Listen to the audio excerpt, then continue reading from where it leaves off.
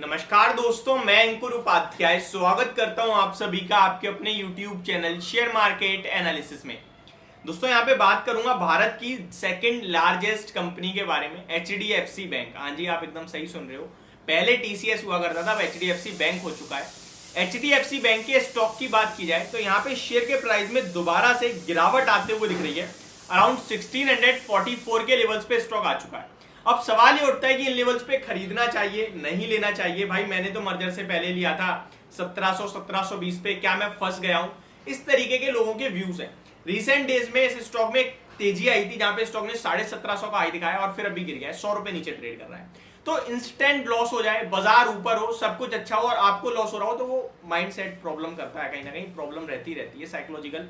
अब यहाँ पे क्या करें क्या ना करें, इसको समझिए।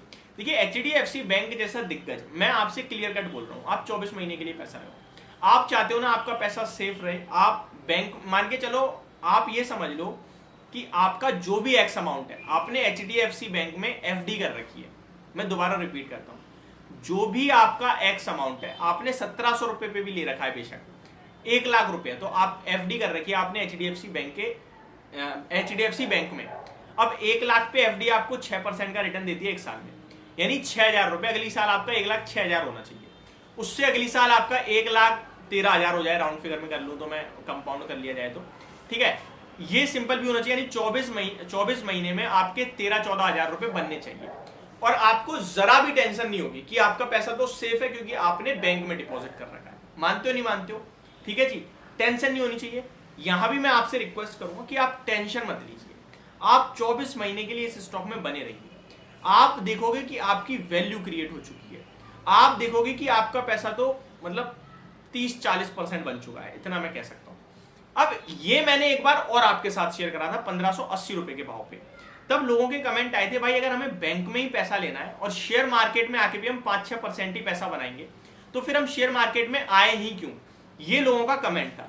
तो मेरा ये मानना है, अगर आप quality large cap blue chip company में 12 से 15% की कैगर के रिटर्न बना पा रहे हो तो आप बहुत अच्छा काम कर रहे हो। बिना बात के इन जंजाल में मत पड़िए, स्क्रीनशॉट्स मत देखिए लोगों के, टेंशन में मत आइए, रोज की 10% की तेजी को मत देखिए स्टॉक्स की।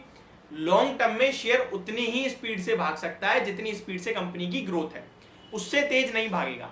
और अगर भाग रहा है तो वो करेक्ट भी होगा, मैं इतना आपके साथ शेयर कर सकता हूं। एक एग्जांपल बताओ जो अपनी ग्रोथ से तेज भागा है, आगे करेक्ट नहीं हुआ, मैं आपको बहुत सारे दे सकता हूं। और ऐसे भी बता सकता हूं जिनकी कंपनी ग्रोथ कर रही है लेकिन शेयर का प्राइस नहीं भागा, बाद में मल्टीबैगर बना। पहले लेते हैं इसी का एग्जांपल, ITC। सबको पता है 5-6 साल 200 रुपए पे रहा स्टॉक, लेकिन कंपनी की ग्रोथ कंटिन्यू थी। आज कैसा भी बाजार हो, स्टॉक डेली बेस पे हाई लगा रहा है, 470 का ऑलरेडी हो गया है। ब्रोकरेज हाउसेस अब 520 की बात करने लगी है। 9 से 10% की डिविडेंड यील्ड कंटिन्यू देता है, तो बन गया पैसा आपका बढ़िया 2 साल में ही। जिसने होल्ड करा बना लिया, जिसने नहीं करा परेशान हुआ, बेच दिया, कुछ नहीं कर पाया वो।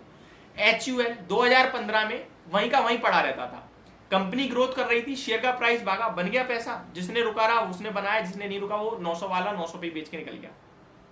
अब एक ऐसा स्टॉक जो पहले भाग गया लेकिन ग्रोथ तो उतनी ही थी तो वो सस्टेन कर रहा है वहीं। इसका एग्जांपल दे सकता हूं मैं आपको, IRCTC। देखिए 2021 की तेजी में 1200 रुपए का शेयर 6000 का हो जाता है, स्प्लिट होने के बाद ये भाव आया है 6000 का हो जाता है। स्टॉक बिना बात के 300 के PE पे चला गया, लेकिन वैल्यू उतनी थी, ग्रोथ तो सिमिलर थी, तो स्टॉक करेक्ट हुआ। अब 2 साल से कुछ नहीं कर रहा है, स्टॉक का प्राइस भी आधा रह गया, तो वहीं आ गई सारी चीजें। अब खरीदने का मन बन रहा है तो बिल्कुल खरीदो, बढ़िया हो रहा है स्टॉक। एक और एग्जांपल देता हूं, एवेन्यू सुपरमार्ट डीमार्ट, 300 के PE पे चला गया, 6000 का हो गया 1700-1800 से, तो ज्यादा भाग गया, करेक्ट हो गया, सस्टेन कर रहा है, हो गया सब कुछ बराबर। ये शेयर बाजार है, यहाँ सब कुछ दिखता है, सब कुछ होता है। फर्क इतना है कि लोग ऐसे जब जा रहा होता है तो लेना पसंद करते हैं और ऐसे जब जा रहा होता है तो छोड़ना पसंद करते हैं। और ऐसे जब होता है शेयर तो सिर्फ और सिर्फ ये चाहते हैं यार ये तो कुछ भी नहीं कर रहा है, इसे छोड़ो, ये खरीदो वो खरीदो। लेकिन आपको सूझबूझ से कंपनी के फाइनेंशियल देखने चाहिए। ये इतना बड़ा मैंने आपको जो लेक्चर टाइप आप कह सकते हो इसलिए दिया ताकि आपको शेयर बाजार समझ में आए। अब HDFC बैंक के अगर आप फाइनेंशियल देखोगे, वो मैं आपके साथ पूरा डाटा शेयर करता हूँ, तो आपको दिखेगा 20 से 25% की ग्रोथ कंटिन्यू आ रही है। मंडे को कंपनी के रिजल्ट्स भी आने हैं, तो आप टेंशन फ्री होइए, रिजल्ट्स भी आपके साथ शेयर करूंगा। देखिए FY23 में कंपनी ने 46,000 करोड़ का प्रॉफिट करा है, इतना मार्केट कैप नहीं है लोगों की कंपनियों का। FY22 में कंपनी ने 38,000 करोड़ का प्रॉफिट पेश करा है। FY21 में 32,000 करोड़ का पेश करा है। FY20 की बात करूं तो 27,000 करोड़ का है। तो कंपनी का प्रॉफिट तो बढ़ ही रहा है, शेयर का प्राइस नहीं बढ़ना, तो अपॉर्चुनिटी समझो ना। तो आगे चल के स्टॉक 2000 से 2100 रुपए जाएगा। अब जिसके पास पेशेंस है रख लीजिए, जिसपे नहीं है वो बेच दीजिए, इससे ज्यादा कुछ नहीं है। आपको लगता है मैं तो 2 साल में पैसा डबल कर सकता हूं, तो जिसमें लगता है उसमें लगा लो, फिर ये कोई फायदा ही नहीं वीडियो बनाने का।